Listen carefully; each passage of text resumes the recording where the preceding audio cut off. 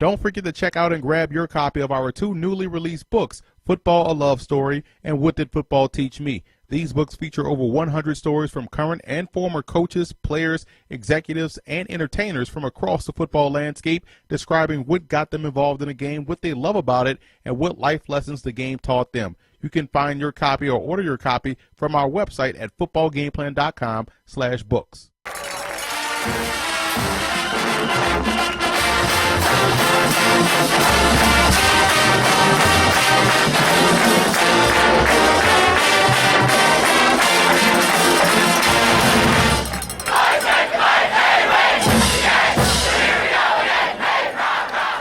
Welcome to another edition of Talking Ball with the Czar. I'm Emery Hunt, the Czar of the Playbook, here on the campus of Westchester University, home of the Rams. I'm sitting here with head football coach Bill Zwaan.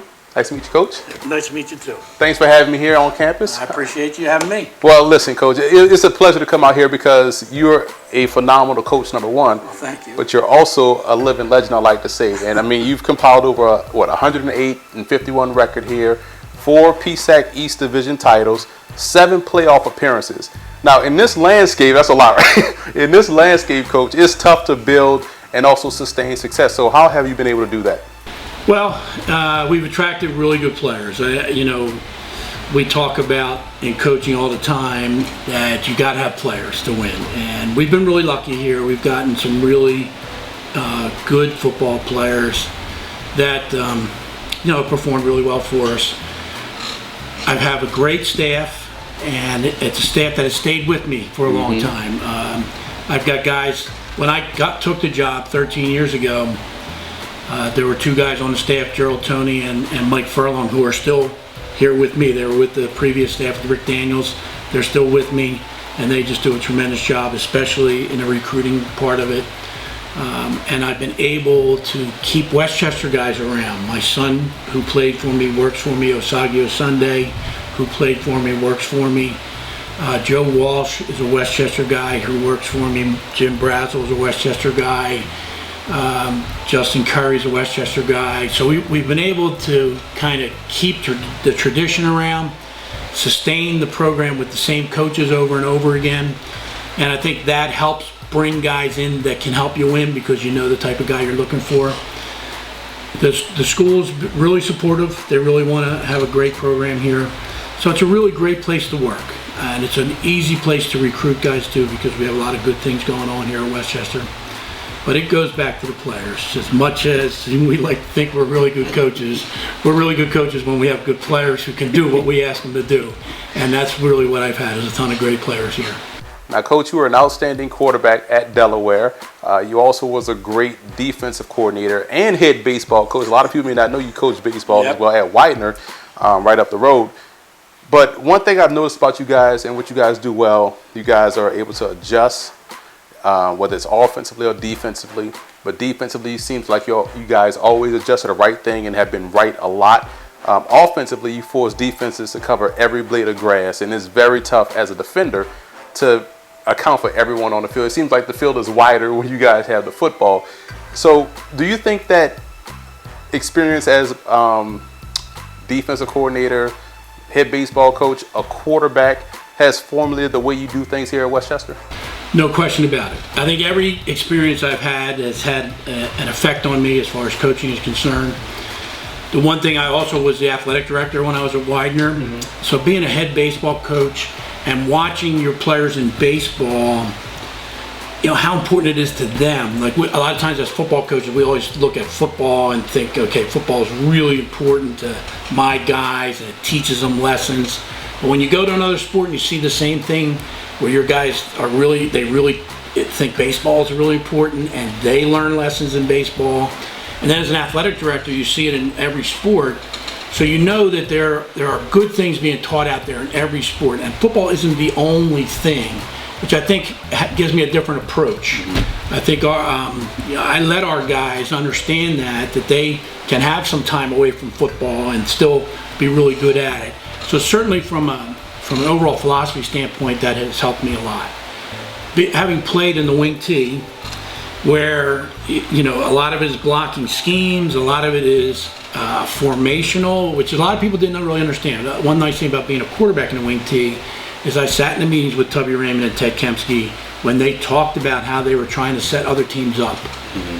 And so that has kind of been with me all along. I understand the idea of formationally putting people in tough situations, and then by moving people around, either by shifting or motion, you're forcing the defense to make adjustments on the run.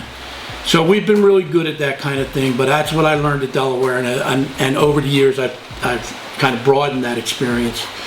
But being a defensive coordinator has been the most important thing for me as an offensive coach, because when you coach defense and you understand why a guy is aligned here and what the guy's responsibility is, and you know that from an offense standpoint, if I move a guy here, that's going to move a guy there, and I know why he's moving and what he's trying to get to, then I can take advantage of those things.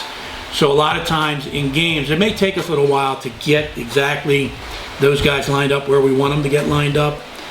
But once we kind of figure out how they're going to make adjustments to what we're going to throw at them, then we know right away what we can run back at them and open the field up for ourselves. And I think from a defensive standpoint, if you asked our defensive coaches what they practice against every day in camp, when they see our alignments and our spread stuff that we do and how we attack them, it forces them to cover the field, and it forces them to figure out ways to stop a team that's as multiple as we are. And because of that, it's made them much better. They can make adjustments on the run. They've seen this. They know what people are trying to do out of this formation, or how we're trying to outflank people or whatever. And they have the adjustment already because they had to make that adjustment in practice at one point in time. So I think our multiplicity offensively has made us a better defensive staff, because our guys really do have to work hard to stop our offense, and that when they see that stuff again from other teams, they're ready for it. Now, I think overall that helps. Now you guys run a version of what is like a spread wing tee, right? Yeah, it's a version. Of that, right? And the one thing I noticed when a lot of times when teams try to spread the field, they may not be as physical up front, but you guys seem to have blown that out the water, because you guys are equally as physical as if you were a power running team. Yeah, we do a lot of good one-back wing tee stuff. And again, that's all the Delaware background. That's what I like and what I've done best over the years, so I know how to teach it. My son's now the offensive coordinator, and Bill likes that stuff. He doesn't understand it as well as I do, so there's times he'll say, okay, Dad, block that for me, and we'll go ahead and do it. But he understands what we're trying to do and how to set it up. So we've stayed with the wing tee run game throughout. Well, we've been spread, really spread, no back spread, and still run wing tee stuff. And we can get tightened down and run wing tee stuff. So we've kept all that in our offensive weaponry throughout the years, and it's come in handy when we've needed it. But I think what happens is teams have to look at us on film and say, okay, we got to stop the sweep, and we got to stop the spread stuff. So they have to practice against it all, and then it's hard to get ready in 1 week to get ready for all the stuff we can throw at them. Coach, you kind of alluded to it with my previous question, but this is one of my favorite questions I tend to ask everybody. I like to pick people's brains. What's your coaching philosophy? Okay. Yeah, I mean, I have it written down all over the place and send it out all the time. But I guess really, the first thing I want is I want our kids to have a good experience. I really want them to feel like the coaches care about them, that we're trying to put them in the best position to do well, and that we give them the opportunity to enjoy the college experience in general.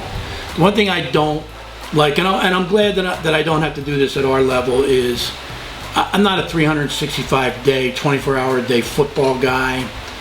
I really like the kids to have other experiences outside of football. I think we can do it in the time frame that we do it in, and we've had success doing that. And to be honest, sometimes I think back on it and think, well, geez, would we have won, a couple more of those playoff games if I had been a little bit more of a stickler in time and getting the kids down here more often and making them watch more film.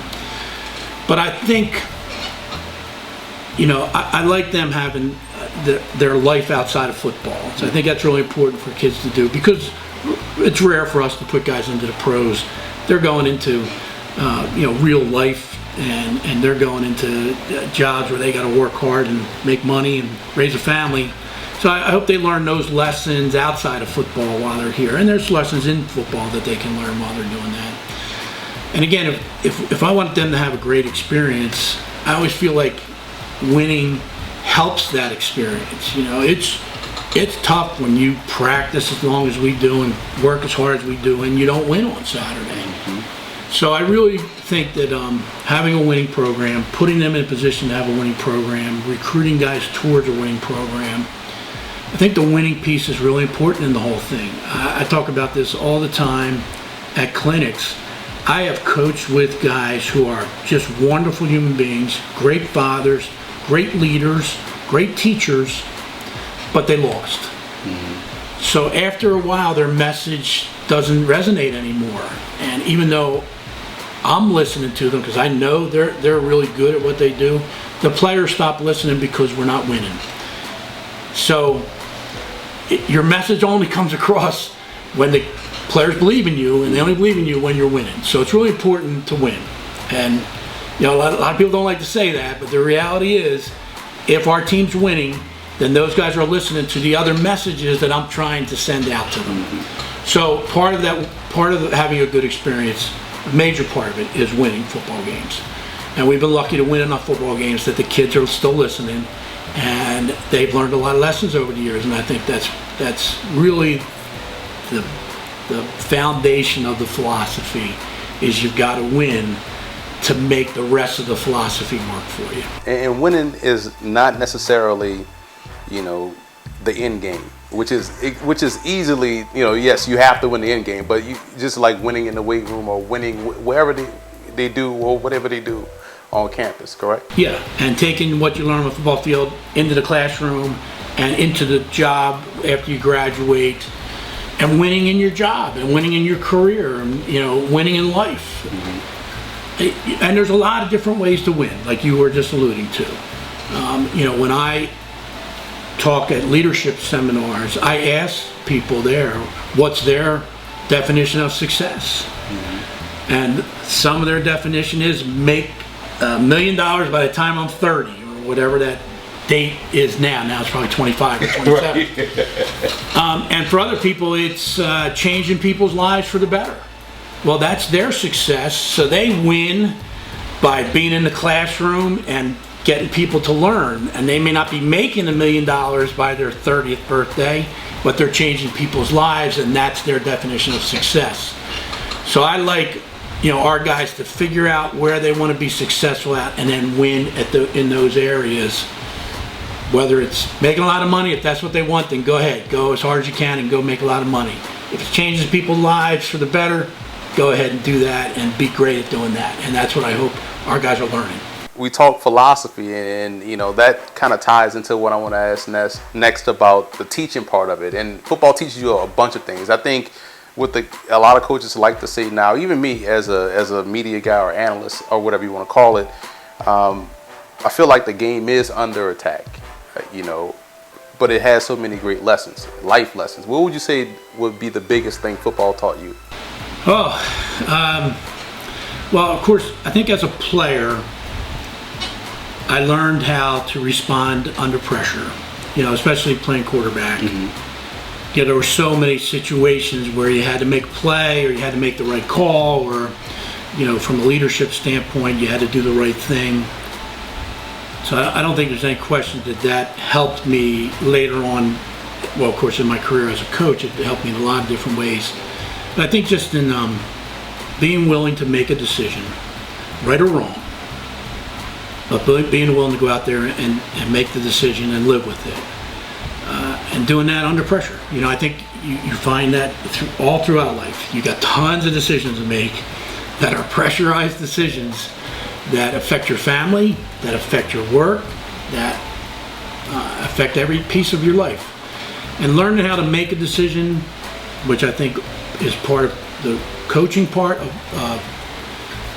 putting all the pieces together ahead of time so you make the best possible decision. When I played, the quarterbacks called their own plays. So I had to learn the game plan going in, and Coach Raymond and Coach Kempsky would make sure that I ran the plays they wanted to run. Right. They would tell me, this is what we're running in third down. But I had to memorize it, and I had to know what we were doing. And every once in a while I'd throw my own little personality in there, which they hated. But now as coaches, the quarterbacks don't call, coaches call the plays. Right. Quarterbacks really, they make some adjustments, line of scrimmage, but they pretty much get told the plays. So you're always preparing for those situations. So we're all situational people, basically, okay? When this situation comes up, how am I going to react? Well, the better prepared I am for that situation, the better I'm going to react to it. So we do that in football all the time as coaches and players, and I think it comes through in life too. So the better I'm prepared when the time comes to make a big decision, selling a house, moving a job, doing an interview, raising your kids, the better I'm prepared at that, then the better decision I'm going to make and the better I'm going to be at that. So I think that's really the number one lesson that I've learned through playing and coaching, is being prepared to make the critical decisions at the critical time. And being willing to make that decision. And so one thing I always talk to our quarterbacks about, I can't have a quarterback who's not willing to make a decision, good or bad. Now, if you make a lot of bad decisions, then you're not going to play. But you got to be willing to make the decision. You can't be in between. I didn't know what to do. I didn't know. Guys need to feel like their guy, a quarterback, is going to be willing to make that play. So they have to make the decisions. They have to learn how to make bad decisions and correct them, and they have to learn how to put themselves in a great position to make the best possible decision. Now, there's a ton of other things that football teaches you. Obviously, working as a team and the camaraderie I've had over the years. I think 95% of my friends are either coaching football or played football or have something to do with football throughout the years. So I think that you build up your lifetime of friendships and the people that you really want to follow. The people that you learn from are all in this profession pretty much. But I think I'm a big history buff, and I think a lot of coaches are that way. You don't want to repeat history, as they say. So I watch all the news channels and all the history channels and all that kind of thing. I'm really big into that. And I think that plays right along with coaching and right along with playing football. So I think being a part of that has helped me to learn this other piece that I really like off the field. But a lot of people talk about football being under attack. Mm-hmm. But there's good reason that football is under attack. Right, exactly. And it's so hard to listen to the commissioner of the NFL either not tell the truth about concussions or kind of lead people down a different avenue. Mm-hmm. So people are going to question that, and that's our fault. We need to be honest and upfront about those things. Football's a great game. There's a lot of people that love playing, that played it for years, that can tell you how much they've loved it all and would never ever give it up and do it a different way. Right. And there are tons of young people that want to come up and play football. We'll have less because of some of the negatives that are coming out right now, but it's always going to be a great game. And so we need to find a way to make sure it's safe. My son played. I want him to play baseball. Okay. Mm-hmm. When I played, I left. I had shoulder, knee, you name it. I had tons of injuries. Luckily, my head is okay. Mm-hmm. Well, sometimes my players wouldn't say that, but when my son was leaving high school, and he was a really good baseball player and a really good football player, and as you mentioned, I coached baseball and I loved the game of baseball. So, underneath, I wanted him to play baseball, and he said, "Dad, I'm playing football," and I wasn't talking him out of it. And he had a great football career, and it's worked out great for him. And I'm really happy that he did that.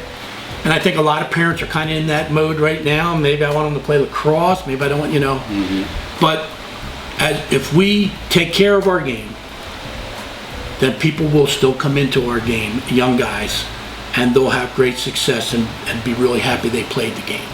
But that's our job, is to make sure that we're not telling false stories, and that we're not leading people the wrong way, and we need to take care of that. And we will. There's enough good people in this game that we'll take care of that. You mentioned the fact that you were a history buff, or are a history buff, and you like to learn the why behind things. Do you think the information that's coming out now, because I feel the same way you do about, I need the information to know why they're saying, or why it's quote unquote under attack. Is that sort of like in the same realm of the situational football you learned as a player and a coach? Give me the information so that way we can better adjust for it when this happens, or what's coming down the pipe. Absolutely. I mean, why not? Why won't we give the information? Of course we should be given as much information as we possibly can, good and bad. Mm-hmm. Okay, if we know the good and the bad, and we also know that we're working on the bad, that we're trying to improve the bad, it's not just the safety of the helmet, it's how we're teaching tackling, it's what we're letting guys get away with. Mm-hmm. As a coach, there's one thing that drives me crazy is we've gone, and I don't want to blame ESPN, but because of the highlight plays, the highlight moment, and the way our youth now have grown up in the highlight era rather mm-hmm. than watching the whole game, they see those big hits and they look to try to make a big hit, or that's what gets them noticed. And I think one thing that I feel like we can do to get some of those big hits out of the game is force players to use their arms in tackling. I mean, it's the big hit comes from guys leading with their shoulder and their head, leaving the ground to make that hit, and their initial contact is always shoulder and head. Mm-hmm. And they never bring their arms. And if we forced guys to use their arms again in tackling, which I think is a lost art right now. Right. But if we force guys that you have to use your arms in tackling, otherwise it's a penalty, then guys will not leap. They won't always be leading with their head. They'll be in better position to make tackles, and they'll still get people down to the ground. It just won't be as, big highlight right. hit. I think we can help solve a lot of this. So I think that's what we have to do, is we have to look for solutions and try them all and keep finding more solutions. The game has gotten so much better over the years, but a little more dangerous. Mm-hmm. And I think we have to recognize that. And I just think that the more people see us looking for solutions, the more comfortable they're going to feel with putting their young guys into the game. If they feel like we're hiding things, then of course it's less comfortable. Mm-hmm. If I think you're hiding something on me, then I'm going to have a lot less comfort level of putting my son into the game. So let people know exactly where it's at, and let people know what we're doing and how we're planning on making it better and better as we go forward. And we will. We'll make it better. We'll get technology. We'll make sure it happens. And we have other things we can keep looking at and keep adjusting. But just like you said, there's a why behind it all. If we're hiding those whys, mm-hmm. then people are going to be less likely to trust us and put people into their game. We need to make sure we're as honest as we can about it. We're as open with everything that we're doing. And people will buy into that. They'll be okay with it. People want to play football. Right. And they want their kids to play football. But, and a lot of times you hear them say, I'm going to let my kid decide that. If he wants to play, he's going to play. Well, his friends are playing, then he's going to want to play. Mm-hmm. Okay, but if his friends are not playing and they're doing something else because the parents don't feel comfortable about it, then he's going to say, well, nobody I know is playing, right. So I'm going to go play lacrosse or baseball or one of the other sports. So we got to get them all playing again. And they will if people feel comfortable that we're being honest with them. I'll date myself, you're a little bit older than I am. But I remember, when I had to pick a school, it came down to a lot of different factors for me. A lot of which you don't see nowadays with kids choosing schools. A lot of it, is different, they have a different approach to it. But if I was a high school senior again, why would I come to Westchester? What would I get by coming to Westchester? What am I getting out of this program? One of the things we try to talk to our guys about, we just had a spring visit a couple weeks ago, and I try to make sure everybody sits down and is honest with their parents and themselves about what they're looking for in a college.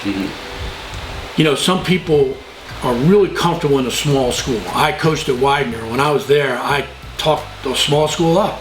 Small classes, you know, everybody gets to know each other, everybody gets to know each other by name, and you know, and there's a lot of positives to small schools. And now that I'm coaching at Westchester, I'm talking about a different level of school size-wise. Even though our classes are still, you know, reasonably small, and you can get a great education at this school, and at the same time at Penn State and Michigan are much bigger schools, and you get a great education there too. So you can get a great education everywhere you go. Right. So you want to look for the right place and make sure it has what you're looking for in a major. Now, even though kids change their major, so many kids will change their major in college, and a lot of kids are not ready to make a decision on a major. But so in that case, you want to make sure you go to a school that has a lot of offerings, because you may find something that you never even thought of that is exactly, you know, what is going to make you go after that after college. So you got to look for those type of situations. Some people love the city and they need to go to school in the city, and some people love the country and need to go to school in the country. I remember when I was taking my son around, we went up to Mansfield, and they were really interested in him as a player. And as we were leaving, and I said, "How'd you like it?" He said, "I loved everything about it. I loved the kids and everything." He said, "But Dad, they basically hunt and fish. That's what they do." And he's never hunted or fished in his life. So he wasn't going to fit, you know, and he understood that. And he loved the kids and, you know, everything. So that's the other piece, is they got to make sure that the school fits them. And it looks like them. That's one thing I always talk about when I went to the University of Delaware. You couldn't have picked a worse day to visit than the day I visited.